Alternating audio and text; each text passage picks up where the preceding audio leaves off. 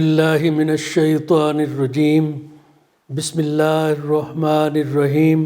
Idea foundation forum پر آپ سب کو خوش آمدید کہتا ہوں۔ آج آپ کی خدمت میں ایک اور اہم معاملہ پیش کیا جائے گا جس کا عنوان ہے کائنات میں انسان کا مقام۔ کیا انسانی کائنات آسمانی کائنات سے بڑی ہے؟ یہ بھی سیریل پروگرام اللہ، قرآن اور انسان میں شامل ہے۔ پچھلے سیشن میں ہم نے انسان بمقابلہ ابلیس یعنی برائی اور اچھائی کے درمیان تاریخی تصادم پر گفتگو کی تھی جو 12 حصوں پہ مشتمل تھی۔ دلچسپی رکھنے والے دوست پچھلے ویڈیوز آئیڈیا فاؤنڈیشن کی یوٹیوب چینل، فیس بک یا آئیڈیا فاؤنڈیشن کی ویب سائٹ پر دیکھ سکتے ہیں۔ پڑھنے کے شوقین دوست ان پروگراموں کی تحریری پیپرز بھی فاؤنڈیشن کی ویب سائٹ پر پڑھ سکتے ہیں۔ آج کے موضوع کائنات میں انسان کا مقام، کیا انسانی کائنات آسمانی کائنات سے بڑی ہے پر گفتگو کا مقصد ان اسباب کی نشاندہی کرنا ہے جن کی بدولت انسان کو کائنات کی تخلیق میں ایک مرکزی مقام عطا ہوا۔ ماضی میں متعدد مادیت پرست حضرات نے اللہ کی جانب سے انسان کو علم، الوہی روح اور آزاد شخصیت جیسی منفرد خصوصیات سے آراستہ کر کے اسے کائنات میں خصوصی حیثیت عطا کیے جانے کی حقیقت پر شدید اعتراضات کیے ہیں۔ انسان کے اس عظیم الشان منصب کے ناقدین یا ابلیس کے پیروکار یعنی فالوورز کے اعتراضات کی بنیاد یہ رہی ہے کہ ایک انتہائی معمولی سیارے پر بسنے والا انسان کائنات کا مرکزی مظہر و محور کیسے ہو سکتا ہے۔ میری آج کی گفتگو میں کوشش ہوگی کہ میں ان اعتراضات کو دور کرنے کے لیے کچھ حقائق پیش کر سکوں۔ اس کے لیے مجھے آپ کی خصوصی توجہ کی ضرورت ہوگی۔ عزیز دوستو، اللہ کی تخلیق کردہ آسمانی کائنات ایک عظیم مہمہ ہے، مسٹری، اور اسی طرح انسان بھی اللہ کی تخلیق کا ایک عظیم الشان شاہکار اور مہمہ ہے۔ کائنات کی وسعت تصور سے بالاتر ہے۔ زمین اور اس کے باشندے انتہائی غیر اہم دکھائی دیتے ہیں اگر ان کا آسمانی کائنات کے ساتھ جسمانی لحاظ سے موازنہ کیا جائے۔ اب یہ نقطہ سائنسی طور پر بھی ثابت ہو گیا ہے کہ کائنات میں زمین کی حیثیت ساحل سمندر پر ریت کے ایک دانے کی سی ہے، جس کی طرف قرآن کریم میں سورہ الملک کی آیت 5 میں حوالہ دیا گیا ہے، جس پر ہم چند منٹ بعد بات کریں گے۔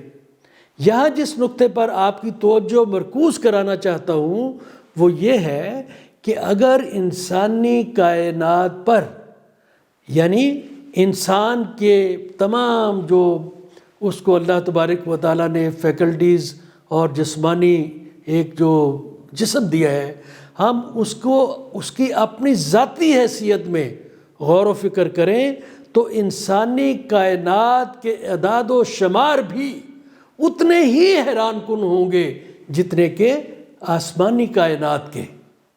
عزیز دوستو، آئیے اللہ کی تخلیق اور اس کے کائنات کی وسعت کا اندازہ لگانے کے لیے اپنی تجزیاتی گفتگو کا آغاز کرتے ہیں۔ کائنات کا اصل سائز یا وسعت انسان کو معلوم نہیں ہے۔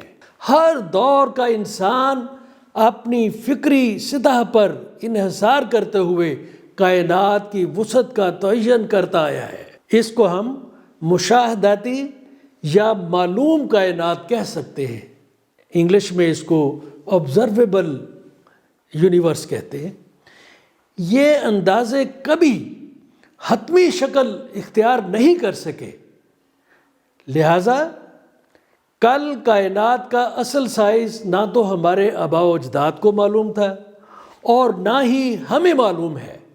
تاہم مشاہداتی یا معلوم کائنات کی وسعت میں ماضی کی طرح مستقبل میں بھی انسان کی فکری نشو و نما کے ساتھ ساتھ اضافہ ہوتا رہے گا، مگر اس کے ساتھ ہی ساتھ نامعلوم کائنات کی وسعتوں میں بھی غیر معمولی اضافہ ہوتا رہے گا، جو آئندہ نسلوں کو بھی حیرت میں مبتلا کیے رکھے گا۔ اس کی تفصیلات پر بھی ہم آگے چل کر گفتگو کریں گے۔ آئیے دیکھتے ہیں اللہ کی عظیم الشان تخلیقات اور کائنات کی وسعت کے بارے میں قرآن حکیم نے کیا انکشافات کیے ہیں۔ کائنات کی وسعتوں پر غور کے لیے سورہ الانعام کی آیت 103، سورہ الکہف کی آیت 109 اور سورہ الملک کی آیت 3 پر آپ کی توجہ چاہتا ہوں۔ سورہ انعام کی آیت 103 میں کہا گیا ہے لا تدرکہ الابصار وہو یدرک الابصار وہو اللطیف الخبیر۔ اس کا ترجمہ دیکھیے، کوئی بصیرت اس کی گرفت نہیں کر سکتی، کس کی؟ اللہ تبارک و تعالیٰ کی، لیکن سب کچھ اس کی بصیرت کی گرفت میں ہے، اور وہ نہایت لطیف اور خبردار ہے۔ آگے چلیے سورہ کہف کی آیت 109 پر غور فرمائیں۔ قُل لَّوْ كَانَ الْبَحْرُ مِدَادًا لِّكَلِمَاتِ رَبِّي لَنَفِدَ الْبَحْرُ قَبْلَ أَن تَنفَدَ كَلِمَاتُ رَبِّي وَلَوْ وَجِئْنَا بِمِثْلِهِ مَدَدًا۔ اے محمد ان سے کہو اگر میرے رب کے کلمات لکھنے کے لیے سمندر کا پانی سیاہی ہو جاتا، جسٹ امیجن، تو یہ ختم ہو جاتا، لیکن میرے پروردگار کے کلمات ختم نہیں ہوں گے، بے شک اتنی سیاہی پھر سے لیتے آئیں، یعنی سمندروں کے سمندر اگر سیاہی کے ہوں تب بھی اللہ تبارک و تعالیٰ کے کلمات اور اس کی بنائی ہوئی تخلیقات کا ذکر مکمل نہیں ہو سکتا۔ اس کے لیے یعنی وہ سمندر بھی کافی نہیں ہے۔ سورہ الملک کی آیت 3 میں کہا گیا ہے الذی خلق سبع سماوات طباقا ما تری فی خلق الرحمن من تفاوت فارجع البصر هل تری من فطور۔ اس کا ترجمہ پیش ہے اور جس نے تہوں میں 7 آسمان بنائے ہیں، تہوں میں 7 آسمان، آپ رحمان کی تخلیق میں کوئی تضاد نہیں پا رہے ہیں، بس اپنی ویژن کو، اپنی نظر کو آسمان کی طرف لوٹا دو۔ کیا آپ کو کوئی وقفہ، کوئی نقص نظر آتا ہے؟ اب آگے چلتے ہوئے سورہ الملک کی آیت 5 ملاحظہ فرمائیں۔ قرآن کریم کا انتہائی مختصر مگر ایک بہت ہی جامع بیان، جس میں زمین کے مقابلہ میں آسمانی کائنات کی عظیم ترین وسعتوں کو بیان کرنے کے لیے زمین کو ملکی وے کہکشاں کا پڑوس کہا ہے۔ پڑوس قریب ہوتا ہے نا، جبکہ یہ کہکشاں، ملکی وے کہکشاں، سورج جیسے اربوں ستاروں پر مشتمل ہے۔ سوچئے، ستارے جو زمین کے ہمسائے ہیں، اور سب سے چھوٹا ستارہ زمین سے لاکھوں گنا بڑا ہے، اور قریب ترین ستارہ ہماری زمین سے اربوں کلومیٹر دور ہے۔ اب اگر زمین کی پڑوسی ملکی وے کہکشاں کی جسامت اربوں ستاروں پر مشتمل ہے، اور اس طرح کی کھربوں کہکشائیں اور بھی ہیں، تو اب کائنات کی وسعتوں کا اندازہ کس قدر مشکل ہے، آپ خود دیکھ لیجئے۔ قرآن کریم میں کائنات کی وسعتوں کا ذکر متعدد بار آیا ہے۔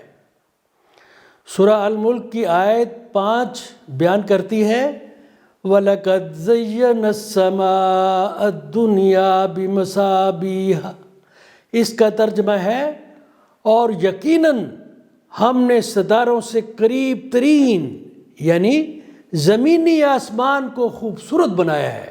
بیان کردہ تمام انکشافات قرآن کریم میں 1400 سال قبل ہو چکے ہیں، جو آج کی سائنس تسلیم کر رہی ہے۔ سائنس کہتی ہے کہ مشاہداتی یا معلوم کائنات 2 کھرب یعنی 2 ٹریلین کہکشاؤں پر مشتمل ہے، جس میں ہر ایک سورج کے سائز کے اربوں ستاروں پر مشتمل ہے۔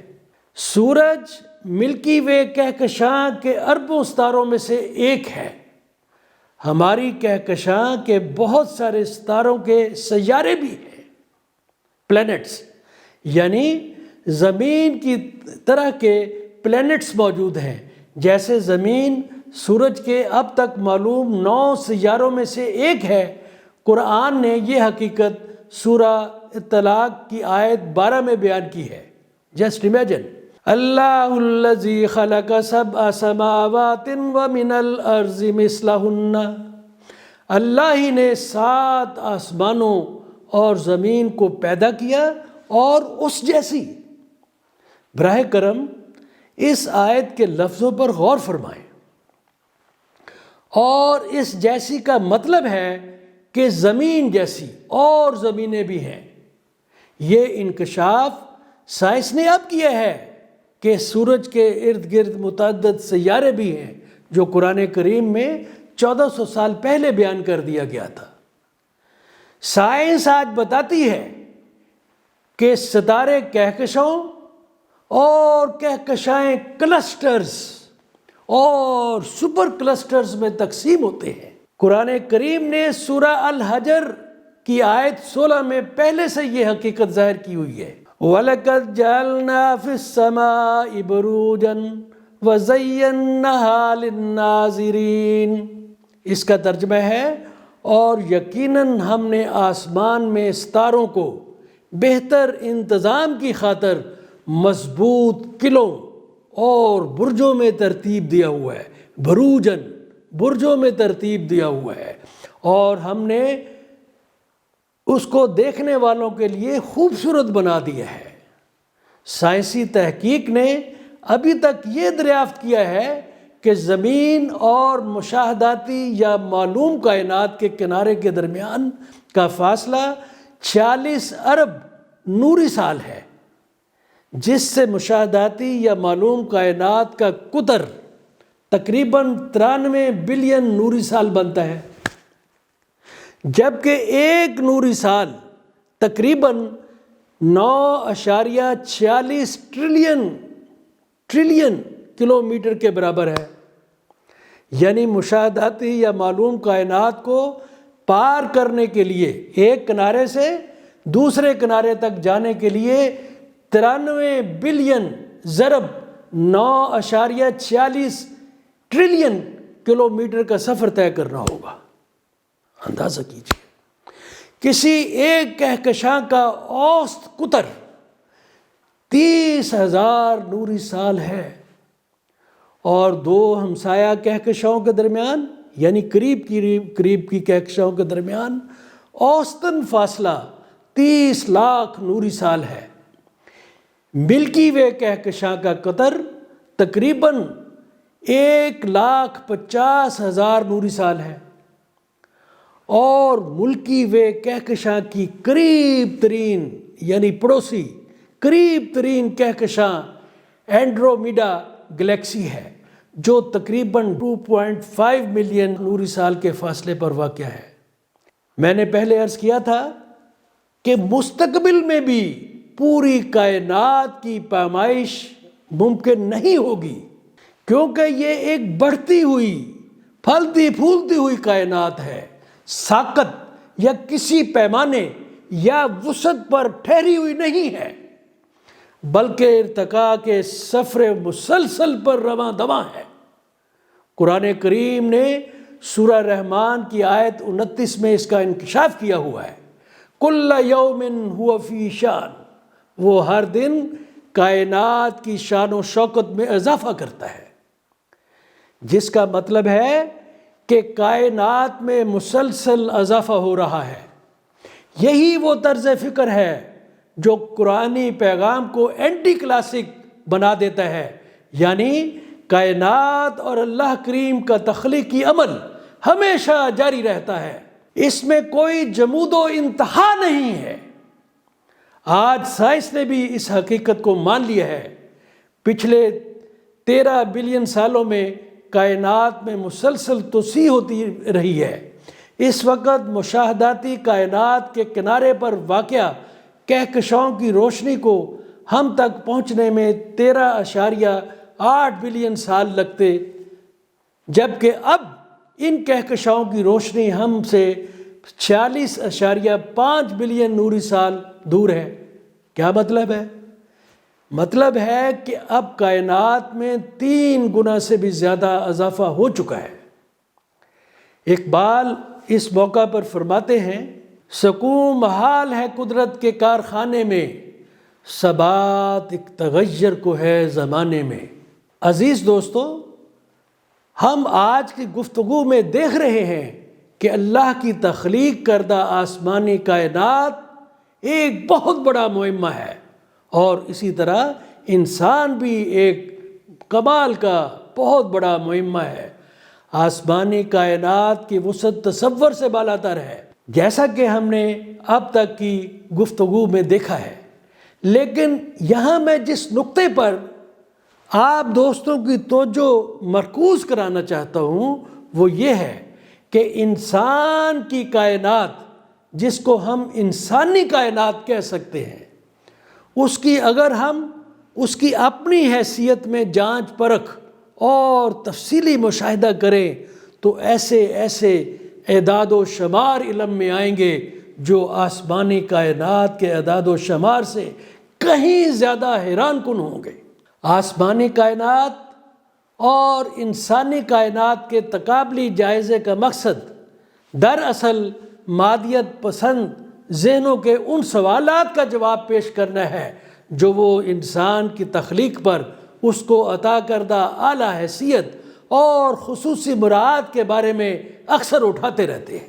ان کا کہنا ہے کہ زمین کی اپنی حیثیت کائنات میں اس قدر معمولی ہے جیسے ساحل سمندر پر ریت کا ایک ذرہ، تو کائنات کے اس معمولی سیارے پر بسنے والا انسان تخلیق کا مرکز اور اس کائنات کے پیدا کرنے والے کا نائب اور ولی عہد کیسے ہو سکتا ہے؟ در حقیقت یہ اسی سوال کا تکرار ہے، اسی سوال کو بار بار دہرایا جا رہا ہے جو ابلیس نے اپنی مادیت و جبریت پرست اور انائیت پسند ذہنیت پر مبنی انسان کی تخلیق کے وقت اٹھایا تھا۔ اس نے کہا تھا، قال انا خیر منہ خلقتنی من نار وخلقتہ من طین۔ ترجمہ ہے، اس نے کہا میں اس سے بہتر ہوں، یعنی انسان سے بہتر ہوں، میں آگ سے پیدا کیا گیا ہوں اور اسے مٹی سے پیدا کیا گیا ہے۔ اپنے آقا ابلیس کی طرح جدید مادیت پرست ذہن بھی انسان اور کائنات کی تخلیق کے پیچھے الوہیت کے بحر بیکراں کا مشاہدہ کرنے سے قاصر رہے ہیں۔ کائنات اور انسان کی مادیت اس وقت حقیر ہو جاتی ہے جب ان کی الوہیت پیش نظر ہو۔ اگر وقتی طور پر انسان کے روحانی وجود کے اعزازات کو ایک طرف رکھ دیا جائے اور صرف جسمانی وجود کو ہی دیکھا جائے تو بھی انسان کی عظمتوں کا مقام بہت بلند ہے۔ اللہ نے انسان کو ایسے جسمانی مظاہر، اہلیتوں اور خود مختار شخصیت سے نوازا ہے کہ وہ اللہ کی جانب سے عطا کردہ منصب نیابت اور امور کائنات کو سمجھنے اور چلانے کی اہلیت و قابلیت رکھتا ہے۔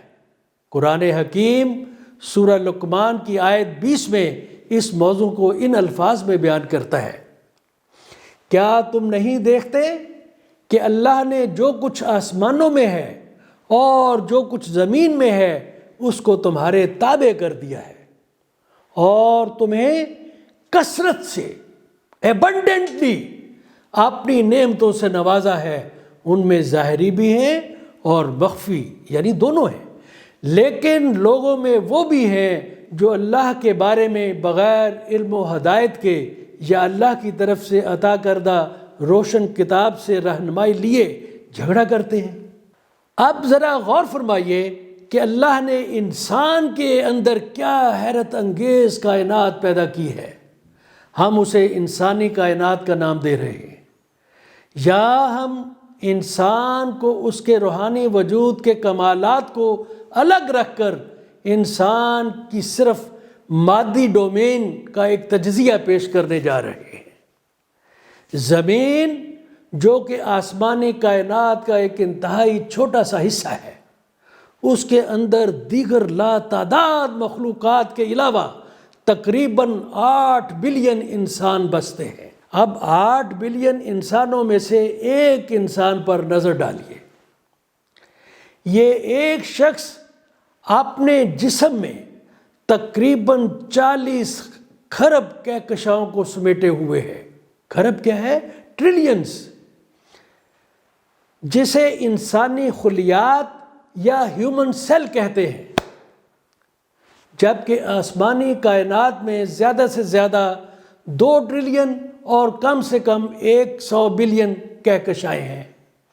اس طرح آسمانی کائنات کی کہکشاؤں کی تعداد انسانی کائنات یعنی انسانی جسم کی کہکشاؤں کی تعداد سے انتہائی کم ہے، اور مقابلہ انسانی کائنات کے حق میں ہے۔ چلو آگے چلتے ہیں۔ ہر انسانی سیل یعنی انسانی جسم کی کہکشاں تقریباً 100 کھرب ایٹمز پر مشتمل ہے، جبکہ اب تک کی معلومات کے مطابق بالائی کائنات یا آسمانی کائنات کی کسی کہکشاں میں اس قدر زیادہ ممبرز نہیں ہیں۔ اس طرح ایک بالغ انسان تقریباً 7 آکٹیلین یعنی 7 لکھ کر 27 زیرو لگائیں تو یہ ٹریلین بنتا ہے، 7 ٹریلین ایٹموں پر مشتمل ہے۔ یعنی 1 ٹریلین ضرب 7 ٹریلین ضرب 1000۔ ذرا تصور کریں انسانی کائنات کی وسعت کا۔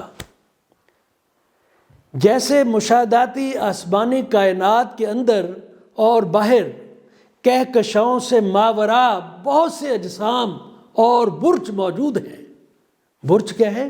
کانسٹیلیشنز، ویسے ہی ہر انسانی ایٹم لا تعداد پروٹونز، نیوٹرونز اور الیکٹرونز کا ایک بہت بڑا مسکن بھی ہے۔ کہ ایٹم کیا ہے؟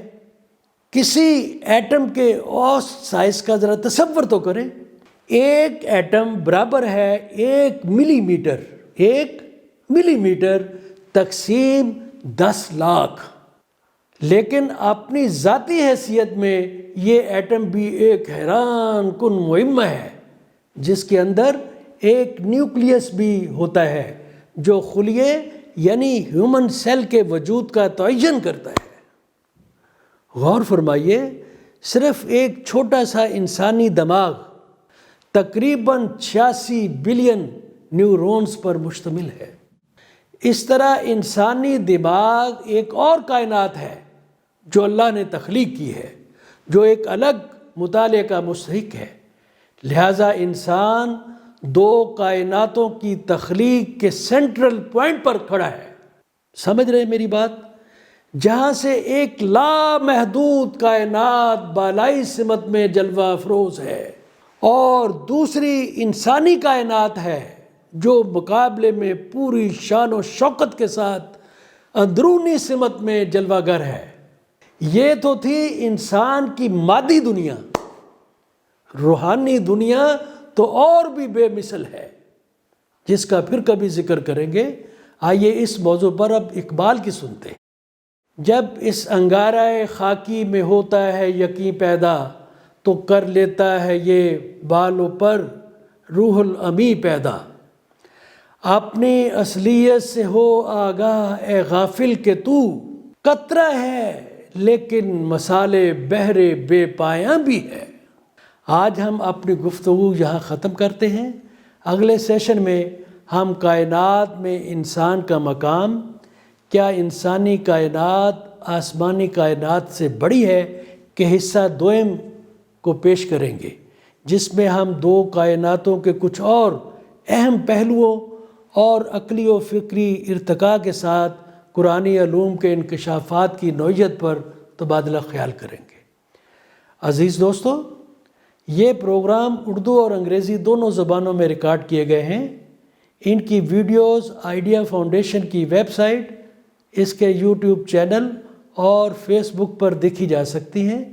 پچھلی ویڈیوز اور تحریری کاپیاں بھی فاؤنڈیشن کی ویب سائٹ پر دستیاب ہیں۔ پڑھنے کے شوقین خواتین و حضرات ان سے استفادہ کر سکتے ہیں۔ براہ کرم اس پروگرام کا کوڈ نمبر نوٹ فرما لیجئے، idea 1AR4 part 1۔ Web site ہے www.ideafoundation.com.pk۔ تمام دوستوں سے گزارش ہے کہ اس نیک مقصد کے حصول میں اپنا حصہ ڈالنے کے لیے فاؤنڈیشن کے یوٹیوب ویب چینل کو ضرور سبسکرائب کریں۔ تو آپ سب دوستوں کا بہت بہت شکریہ۔ اللہ حافظ۔